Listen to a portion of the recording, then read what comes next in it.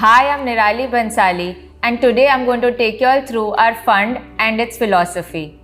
Our NFO is going to be open from the 17th to 31st of January. So let's begin. We as Samco Mutual Fund are going to be catering to the 21st century investor who is a smart investor. And as you know, nothing in mutual fund comes without a disclaimer, and this disclaimer applies to all our slides. So what has been happening? There is a massive shift that has been happening from investor awareness to investor consciousness. So what has been happening in the industry? पहले तो mutual fund investors aware थे, but अभी वो धीरे धीरे ज़्यादा conscious होने लगे हैं. एंड ये अवेयरनेस आया कैसे? सो इन्वेस्टर म्यूचुअल फंड सही है कैंपेन्स हुए और बहुत सारे ऐसे कैंपेन्स हुए जिसकी वजह से इन्वेस्टर्स धीरे धीरे अवेयर होने लगे. सो 50 लाख क्लाइंट्स थे, अभी यूनिक आईडीज़ 2 करोड़ से भी ज़्यादा हो गए हैं. And industry has become very very broad.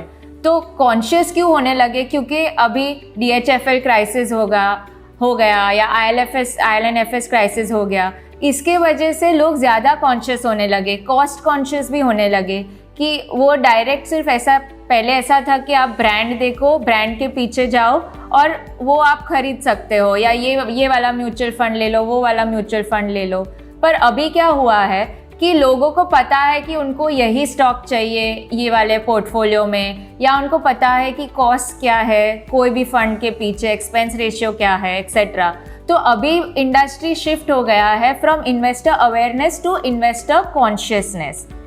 And as Samco mutual fund हम वही बोल रहे हैं कि we want to cater to the conscious investor, क्योंकि हम 45th प्लेयर है इंडस्ट्री में. हम कॉस्ट कॉन्शियस और रिस्क और परफॉर्मेंस कॉन्शियस इन्वेस्टर के लिए कुछ अलग लेके आना चाह रहे हैं. सो पहले बात करते हैं रिस्क कॉन्शियस इन्वेस्टर के लिए. अब हुआ क्या, हम लोग ने 2016 में एक कंपनी को हायर किया था ग्राउंड लेवल रिसर्च करने के लिए विद 5000 म्यूचुअल फंड डिस्ट्रीब्यूटर्स और इन्वेस्टर्स. तो हमें देखा कि इन्वेस्टर्स को म्यूचुअल फंड से चाहिए क्या एसेंशियली. उनको रिटर्न्स तो चाहिए definitely, but at the end of the day उनको शांत की नींद चाहिए. उनको ज़्यादा वॉलेटिलिटी वो स्टमक नहीं कर सकते हैं, इसलिए उनको हम क्या बोल रहे हैं कि हम उनके लिए रिस्क एडजस्टेड रिटर्न्स देंगे, क्योंकि वो ज़्यादातर म्यूचुअल फंड्स के पास रिटर्न्स विद एडजस्टेड रिस्क के लिए आते हैं. So therefore introducing Samco mutual fund which is for the new age century investor which is a smart investor. But before getting into the presentation, let me show you our TVC.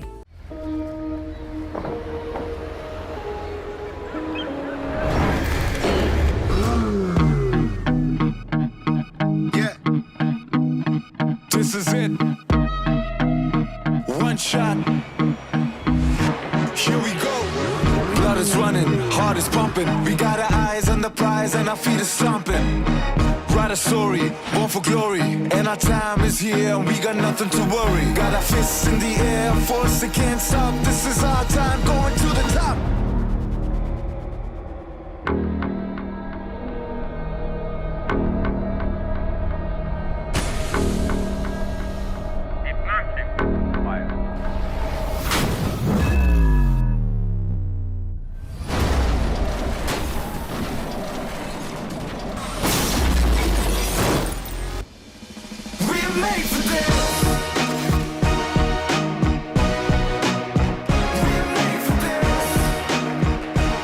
Stress testing आपकी safety के लिए, कुछ इसी तरह हम भी stress test करते हैं आपकी इन्वेस्टमेंट्स को. पेश है सैमको म्यूचुअल फंड, जिसका हेक्साशील्ड फ्रेमवर्क हर इन्वेस्टमेंट को एक्सट्रीम स्ट्रेस टेस्ट करता है, ताकि आपकी इन्वेस्टमेंट सिर्फ बढ़े ही नहीं बल्कि आने वाले हर स्ट्रेस के लिए तैयार रहे. Samco mutual fund, stress tested mutual fund. Mutual fund investments are subject to market risks. Read all scheme related documents carefully.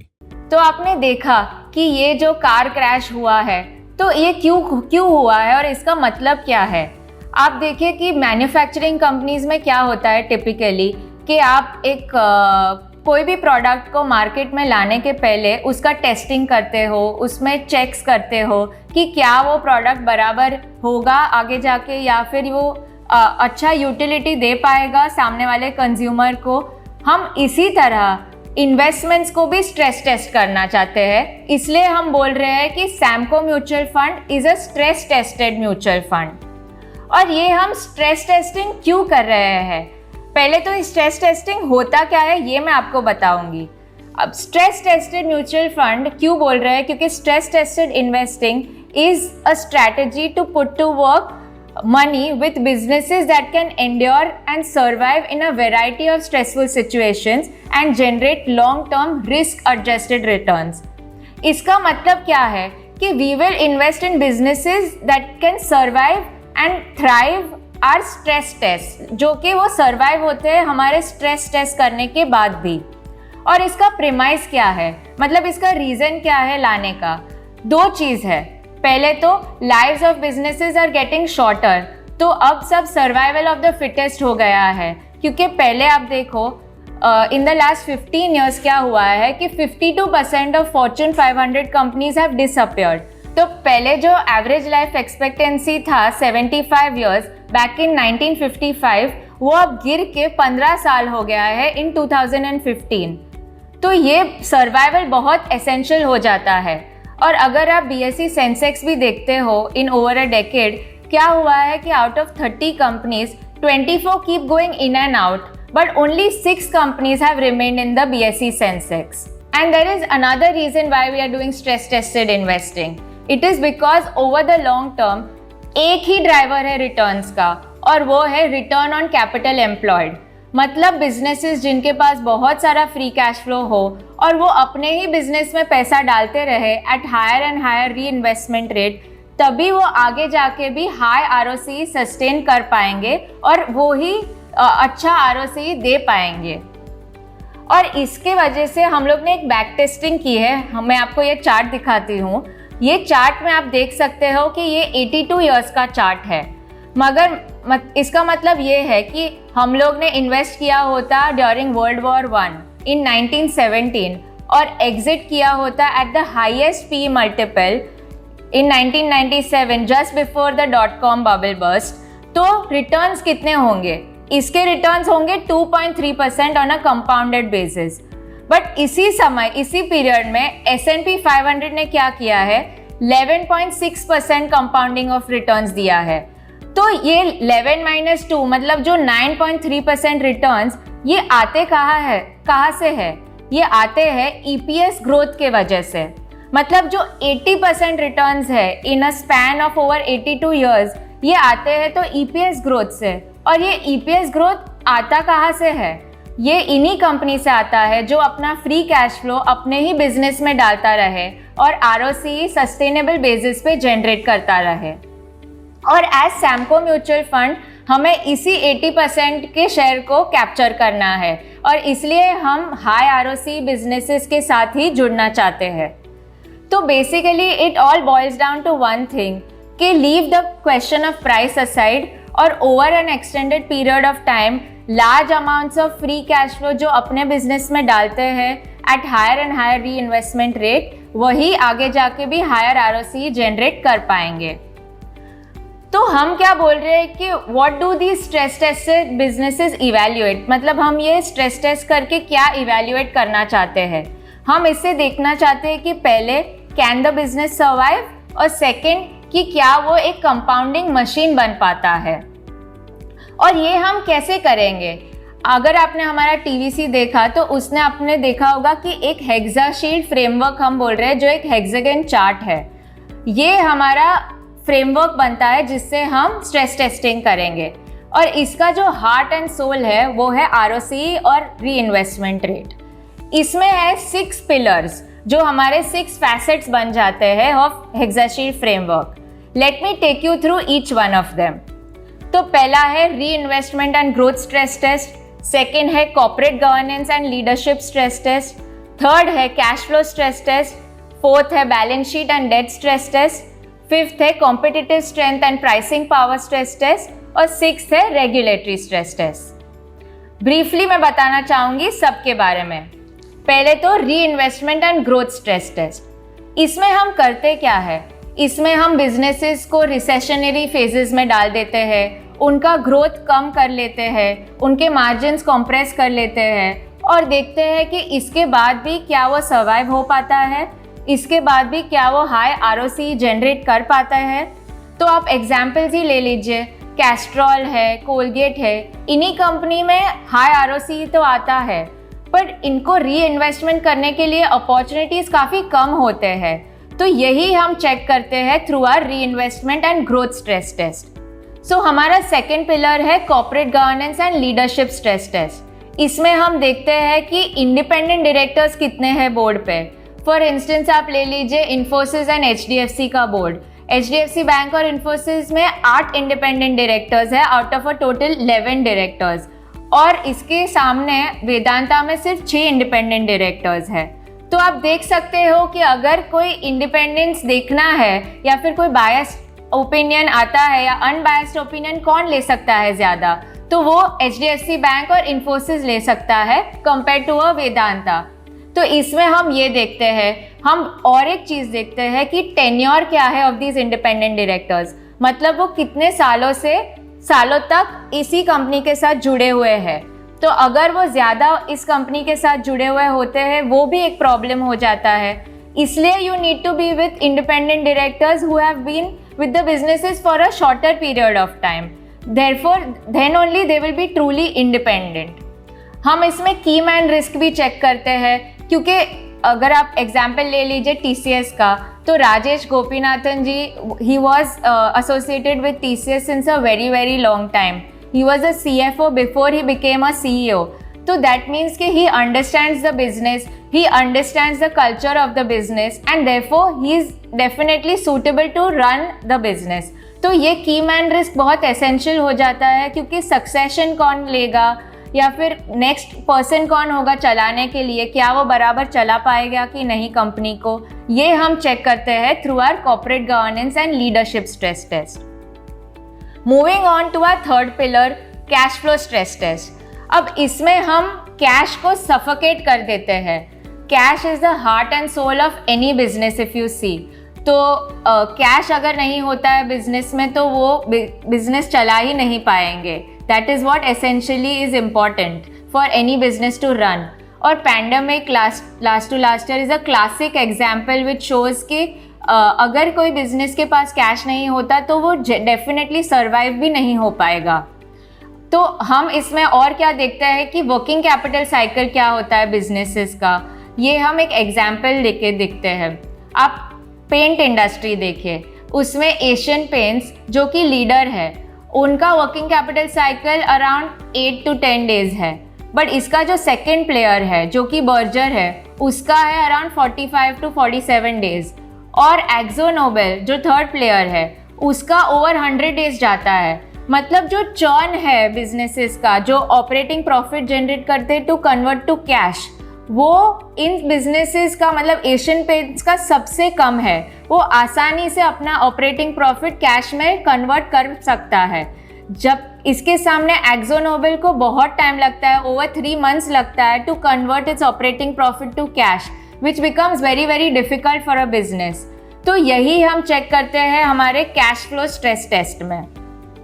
Moving on to a fourth pillar, balance sheet and debt stress test. अब इसमें हम check करते हैं कि किसी company में leverage कितना है, एसेट लायबिलिटी मिसमैनेजमेंट कितना हो रहा है, क्योंकि अगर एसेट्स कम हो और लायबिलिटीज़ बहुत ज़्यादा है उसी समय में, तो वो बहुत हानिकारक है किसी बिजनेस के लिए। इसमें हम सॉल्वेंसी रिस्क भी देखते हैं कि क्या वो आगे जाके अपने डेट को भरपाई कर पाएगा कि नहीं। DHFL और ये क्राइसिस के बाद बैलेंस शीट का स्ट्रेंथ अच्छा होना या बैलेंस शीट स्ट्रॉन्ग होना बहुत बहुत एसेंशियल बन जाता है। यही हम चेक करते हैं हमारे बैलेंस शीट और डेट स्ट्रेस टेस्ट में। हमारा फिफ्थ पिलर है competitive strength and pricing power stress test. अब इसमें हम क्या देखते हैं कि कोई इंडस्ट्री में अगर कॉम्पिटिटिव इंटेंसिटी बढ़ जाता है, तो हम टेलीकॉम की बात कर लेते हैं। तो टेलीकॉम सेक्टर में आप देखिए, पहला तो there was a point in time where there were 15+ companies, वो सब कंसोलिडेट होके अभी क्या हुआ है कि रिलायंस की एंट्री के बाद 2.5 प्लेयर्स ही सिर्फ बचे हैं। तो रिलायंस के आने से दूसरे प्लेयर्स को बहुत इम्पैक्ट आया, और ये कॉम्पिटिटिव इंटेंसिटी से ही बता सकता है, क्योंकि ये हैम्पर करता है ग्रोथ को। तो यही हम चेक करते हैं थ्रू आर कॉम्पिटिटिव स्ट्रेंथ वाला स्ट्रेस टेस्ट। और प्राइसिंग पावर हम क्यों देखते हैं, क्योंकि जो प्लेयर है, फॉर इंस्टेंस हम एशियन पेंट्स का एग्जाम्पल लेते हैं, तो एशियन पेंट्स जैसा जो प्लेयर है, अगर उसको लगता है कि रॉ मटेरियल्स इंक्रीज हो गए या रॉ मटेरियल का प्राइस इंक्रीज हो गया, तो उनके मार्जिन्स पे अफेक्ट आ सकता है। तो इनको ये रेट इंक्रीज आगे कंज्यूमर को देना पड़ेगा, रेट हाइक करना पड़ेगा। पर अगर बर्जर को लगता है तो भी वो पहला मूव नहीं ले सकता है, क्योंकि कंपटीशन बढ़ जाएगा और उसके कंज्यूमर्स एशियन पेंट्स के पास चले जाएंगे। इसका मतलब ये है कि हम प्राइस सेटर्स के साथ रहना चाहते हैं, नॉट विथ प्राइस फॉलोअर्स या फिर जो प्राइस टेकर्स है।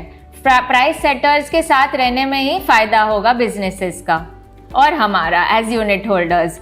ऑल्सो द 6th पैरामीटर और 6th pillar is regulatory stress test. इसमें हम क्या देखते हैं कि गवर्नमेंट दो तरह के होते हैं, चाहे वो ग्रोथ को किसी इंडस्ट्री में बढ़ावा देते हैं या फिर वो ग्रोथ को कर्ब कर देते हैं, मतलब वो बढ़ावा नहीं देते या फिर रिस्ट्रिक्शंस ला देते हैं किसी इंडस्ट्री में।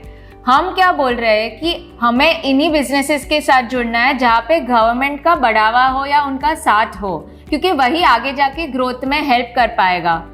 इसका एग्जाम्पल आप ले लीजिए, तो वो PLI जहाँ पे दे रहा है या फिर दूसरे सब ग्रोथ के लिए इंसेंटिव्स दे रहा है, उसी बिजनेसेस में ज़्यादा ग्रोथ की अपॉर्चुनिटी भी आएगी। या इसके सामने आप लिकर ले लीजिए या फिर टबैको इंडस्ट्रीज ले लीजिए, इसमें क्या हो रहा है कि स्टेट वाइज कुछ आ जाएगा या टैक्सेशन में कुछ आ जाएगा, तो इसके वजह से ग्रोथ हैम्पर हो जाएगा ऑफ द बिजनेस। तो बेसिकली यही होता है, यही है हमारा 6 पिलर का हेक्साशील्ड फ्रेमवर्क। और हम क्या बोल रहे हैं कि अगर वो कोई भी कंपनी एक भी पिलर को क्रॉस नहीं करता है या पास नहीं करता है, तो वो हमारे हेक्साशील्ड फ्रेमवर्क में आएगा ही नहीं।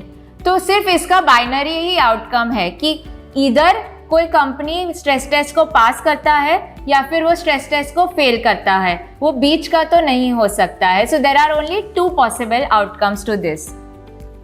ऑल्सो अगर आप देखें तो निफ्टी 50 में हमने बैक टेस्टिंग किया है, निफ्टी 50 में सिर्फ 15 कंपनी है जिन्होंने स्ट्रेस टेस्ट क्लियर किया है। तो अगर आप ये चार्ट देखते हो तो क्या है, ऑरेंज लाइन है जो निफ्टी 50 का लाइन है और जो रेड लाइन है वो हमारे स्ट्रेस टेस्टेड बिजनेसेस का लाइन है।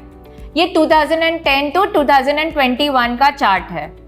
इसमें आप देखिए तो जो हमारा रेड लाइन है, स्ट्रेस टेस्टेड बिजनेसेस का लाइन है, वो एक्सपोनेंशियली ग्रो हो रहा है। मतलब जो 100 रुपये का इन्वेस्टमेंट था वो 2810 रुपये हो गया है इन स्ट्रेस टेस्टेड बिजनेसेस, और निफ्टी 50 में इतने समय में सिर्फ ₹355 हुआ है। तो the stress tested businesses are taking lower risk, मतलब जो जब वो गिरते हैं तो कम गिरते हैं और जब वो ऊपर बढ़ते हैं तो उनके रिटर्न्स भी एक्सपोनेंशियली ग्रो हो पाते हैं।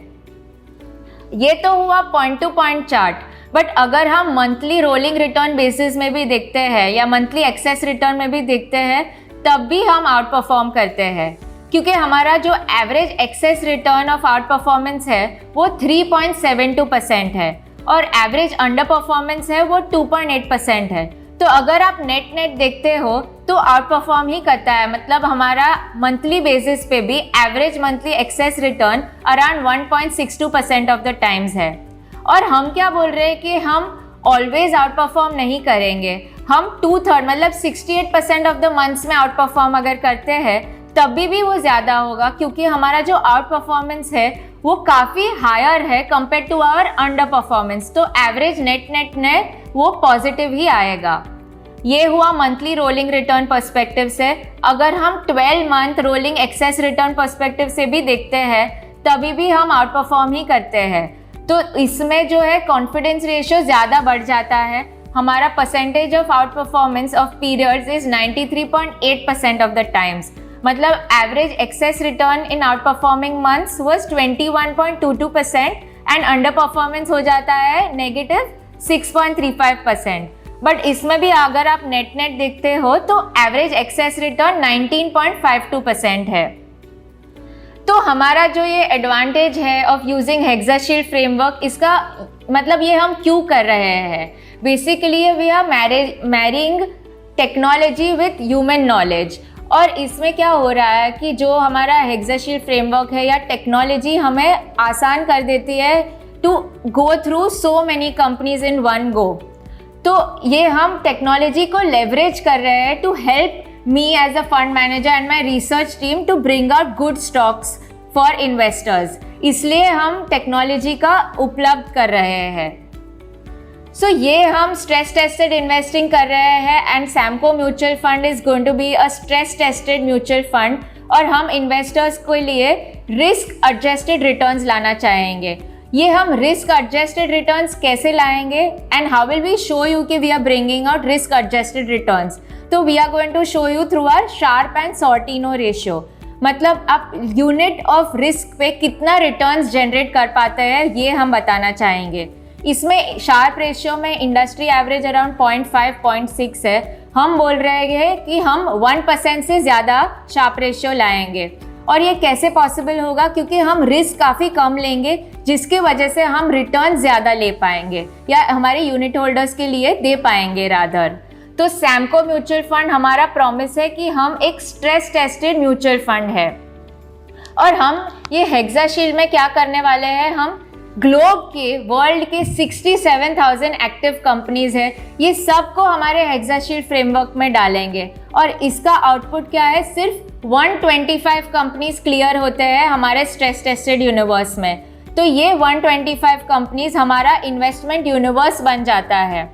इसलिए हम क्या बोल रहे हैं, क्योंकि ये बहुत स्ट्रेस टेस्टेड है और बहुत हम इसमें सिनेरियो एनालिसिस करने वाले हैं टू सी कि क्या वो सर्वाइव हो पाता है। इसलिए हम बोल रहे हैं कि हमारे में कभी भी एक स्टैंड अलोन इंफ्रा फंड नहीं आ सकता है या स्टैंड अलोन PSU फंड नहीं आ सकता है। तो एज सैमको म्यूचुअल फंड हम बोल रहे हैं कि हम एक रिस्क एडजस्टेड रिटर्न्स वाले फंड है जो हाई शार्प और सॉर्टिनो रेशियो देंगे हमारे इन्वेस्टर के लिए। तो ये तो हुआ रिस्क कॉन्शियस इन्वेस्टर के लिए। But now moving on to a cost and performance conscious investor. तो क्या हो रहा है अभी इंडस्ट्री में कि जो एक्टिव फंड मैनेजर्स हैं वो काफ़ी हद तक अंडर परफॉर्मेंस दे रहे हैं। And this is a phenomena not only in India, it is happening across the globe. और ये अंडर परफॉर्मेंस आ क्यों रहा है आप सोच रहे होंगे।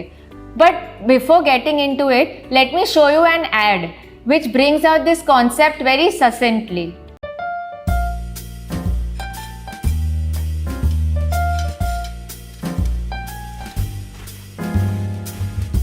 Good evening, sir. What may I get for you? Yeah. I would like to try this delicately crisp fried wrap with the rare savory. Savory, sir. Savory filling. Why? Excellent choice, sir. May I suggest something excellent to go with it, like a organic tamarind sauce? Okay. I'll be back in a jiffy, okay?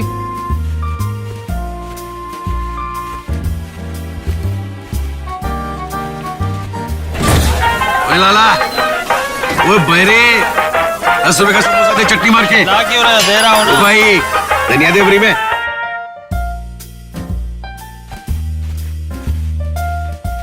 There you go, sir. Thank you.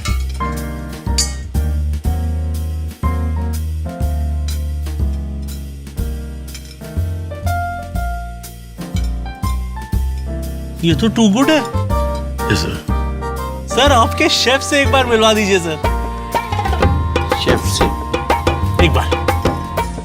तो आपने add तो देख लिया होगा कि under performance आ रहा है और क्यों आ रहा है। मतलब ब्लैंकेट में कुछ और दिखा रहे हैं और अंडर परफॉर्म कर रहे हैं। तो इसका रीज़न क्या है? इंडस्ट्री में क्या हो रहा है कि ज़्यादातर एक्टिव फंड मैनेजर्स इंडेक्स को कॉपी कर रहे हैं, मतलब इंडेक्स हगिंग या इंडेक्स क्लोजेटिंग कर रहे हैं। तो उनका जो 60 to 80% पोर्टफोलियो कॉपी होता है और इस पे वो लोग 2% का TER चार्ज करते हैं। तो अंडर परफॉर्मेंस तो आना ही है। पहले तो आप कॉपी कर लो, कुछ एक्टिव मत दो, मतलब थोड़ा सा ही मे बी एक्टिव करो और उसके ऊपर आप 2% का TER चार्ज करो। तो इसलिए अंडर परफॉर्मेंस आ रहा है through this concept index hugging या इंडेक्स क्लोजेटिंग। तो हम क्या बोल रहे हैं, एट सैमको म्यूचुअल फंड हम हमेशा ही हमारा एक्टिव शेयर डिस्क्लोज करेंगे। अब ये एक्टिव शेयर क्या है, बिकॉज ये अंडर परफॉर्मेंस आ रहा है या लोग क्लोजेट इंडेक्सिंग कर रहे हैं, दो येल यूनिवर्सिटी प्रोफेसर्स ने ये कॉन्सेप्ट डिफाइन किया है एक्टिव शेयर। उसमें वो लोग क्या बोल रहे हैं कि अगर ये पोर्टफोलियो है और आपका बेंचमार्क है, अगर ये पोर्टफोलियो कंप्लीटली सेम है एज द इंडेक्स, मतलब इसके जो कॉन्स्टिट्यूएंट्स है, वेटेजेस है, वो डिट्टो सेम है एज द इंडेक्स, तो इसमें कुछ एक्टिव तो हो नहीं रहा है, तो इसका मतलब है इसका एक्टिव शेयर हो जाता है 0%। बट अगर वो कंप्लीटली अलग है फ्रॉम द बेंचमार्क, तो इसमें डेफिनेटली कुछ एक्टिव हो रहा है, तो इसके वजह से इसका एक्टिव शेयर है 100%। तो यही है कॉन्सेप्ट ऑफ एक्टिव शेयर। और उन्होंने क्या बोला है कि उन्होंने लेवल्स भी डिफाइन किए हैं। वो बोल रहे हैं कि जो 0 to 20% में है वो पैसिव फंड होता है या पैसिव फंड मैनेजर्स होता है, जो 20% to 60% में होते हैं वो ये क्लोजेट इंडेक्सर्स या इंडेक्स हगिंग कर रहे हैं, जहाँ पे हमारा मेजॉरिटी इंडस्ट्री है। और ओनली 3 फंड्स है जो फ्लेक्सी कैप कैटेगरी से है, जो ट्रूली एक्टिव है, जो वो 60 to 100% के कैटेगरी में आते हैं। And as Samco mutual fund हम बोल रहे हैं कि हम हमेशा हमारा एक्टिव शेयर डिस्क्लोज करेंगे and we will always be in the category of 75% to 100%। मतलब अगर हम आ रहे हैं और बोल रहे हैं कि हम एक्टिव फंड लेके आ रहे हैं, तो हम जेन्युइनली आपको कुछ एक्टिव दे रहे हैं, और ये आप हमेशा देख पाओगे क्योंकि हम हमारा एक्टिव शेयर डेली डिस्क्लोज करेंगे। तो ये हुआ एज अ लॉजिक या एज अ कॉन्सेप्ट क्या है, बट ये एक मैथमेटिकल एग्जाम्पल भी है जिसमें मैं बताना चाहूँगी कि क्या हो रहा है। तो ये एक फंड पोर्टफोलियो है जिसमें 90% एक्टिव शेयर है, इसमें आ रहा है 10% पैसिव से, और इंडेक्स का रिटर्न है इसमें 8%। तो ये 10% इंटू 8% हो जाता है 0.8%। बट एक्टिव जब कोई कर रहा है, मतलब इसका एक्टिव पोर्शन हो गया है 90% में रिटर्न्स आते हैं 10.2%। पर अगर उसको 10% के ग्रॉस रिटर्न तक पहुंचना है तो उसको कितना एक्टिव करना पड़ेगा या कितना अल्फा जनरेट करना पड़ेगा। तो 8% तो वापस पैसिव से आ रहा है, तो 2.2% का उसको अल्फा जनरेट करना पड़ेगा as a fund manager. But अगर आप इसके ही सामने दूसरा फंड लीजिए जिसको भी 10% ग्रॉस एक्टिव रिटर्न जनरेट करना है, ग्रॉस रिटर्न जनरेट करना है, और इसका एक्टिव शेयर है सिर्फ 30%, मतलब वो ज़्यादा इंडेक्सिंग या इंडेक्स हगिंग या क्लोजेटिंग कर रहा है, तो इसमें पैसिव शेयर 70% है, 8% रिटर्न आएगा, पर एक्टिव कंपोनेंट में 30% वेटेज होगा और इसको जनरेट करना पड़ेगा 6.7% का अल्फा। मतलब उसको रिस्क भी ज़्यादा लेना पड़ेगा, जिसके वजह से रिटर्न्स भी मे बी हैम्पर हो सकते हैं, और शार्प और सॉर्टिनो भी हैम्पर हो सकता है या कम दिख सकता है। और 6.7% का अल्फा जनरेट करना हमेशा is very very difficult to do compare to a 2.2% का अल्फा जनरेशन। तो यही हम देख सकते हैं कि इसका फ़ायदा क्या है to be with a higher active share वाला फंड। तो इंडिया में तो ये फिनोमेना हो ही रहा है, बट जैसे कि मैंने आपको बोला कि ग्लोबली भी यही हो रहा है। तो जो ग्रेटर देन 80% के एक्टिव शेयर है वो आप देख सकते हो चार्ट में कंटिन्यूसली डिक्लाइन हो रहे हैं। और अगर आप देखें तो हमारा जो पहला फंड है वो फ्लेक्सी कैप फंड है, तो हम लोग ने इसमें एक्टिव शेयर का भी कंपैरिजन किया है और देखा है कि out of 24 other flexi cap funds, 21 funds are doing index hugging या इंडेक्स क्लोजेटिंग। सो केवल 3 फंड है जो जेन्युइनली आपको कुछ एक्टिव दे रहे हैं। तो इन फैक्ट जो 1,93,000 करोड़ इस इन फ्लेक्सी कैप फंड्स में जा रहा है, 65% is exactly being copied as the index. तो 65% तो सेम ही कॉन्स्टिट्यूएंट्स में जा रहा है जहाँ पे इंडेक्स हगिंग या क्लोजेटिंग हो रहा है।